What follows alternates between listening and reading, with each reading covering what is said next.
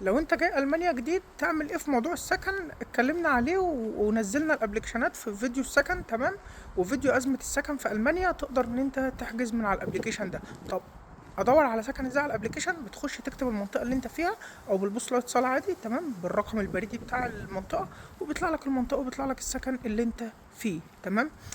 طيب احجز ازاي؟ بتتواصل مع الشركه اللي هي مسؤوله عن السكن وبتبعت لها الفيزا بتاعتك بعد ما الفيزا بتطلع، وبعد كده بتبعت لها الاوراق بتاعتك. بس عموما انت في الاول بتبقى جاي على سكن، لان اي حد دلوقتي بيحتاج حاجه اسمها لون ابغيشنج في اخر 3 شهور، بيحتاج مفردات مرتب في اخر 3 شهور علشان تقدر تاخد سكن. وبيحتاج كمان ان انت بتبعت له عقد العمل. طيب لو انا طالب اوس بيلدونج ومعيش لون ابغيشنج ومعي ولسه بره البلد، بتبعت له الفيزا وبتتواصل معاه بالايميل، بتبعت له الفيزا بتاعتك وبتبعت له عقد الدراسه اللي انت جاي عليه.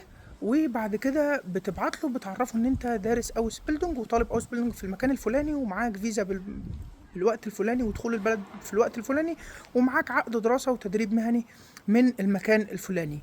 وهو ممكن يتواصل مع المكان ده ويأكد عليك ويأكد معلوماتك. وطريقة الدفع، طريقة الدفع بتشوف حد في ألمانيا يدفع لك أول 3 شهور، أو بيدفع لك التأمين اللي هو بيبقى أول 3 شهور تأمين، وبيدفع لك أول شهر. غير كده طبعا بيبقى الموضوع للأسف صعب، إن أنت تجيب سكن من بره ألمانيا وأنت معكش لا حساب بنكي ولا أي حاجة. فأنت أولا وأخيرا بتشوف حد في ألمانيا يخلص لك الموضوع ده، أو بتشوف المكان نفسه يوفر لك سكن على الأقل أول شهر لحد ما تيجي. وكده كده المكان ممكن يوفر لك سكن أول شهر يعني لحد ما تيجي، أو يحاسبك عليه أيا يكن، وهو يظبط لك المكان ده يعني، بس لحد ما تلاقي سكن ان شاء الله. بالتوفيق ان شاء الله. ولو وصلت لحد النقطة دي في الفيديو فشكرا جدا ان انت كملت الفيديو للاخر.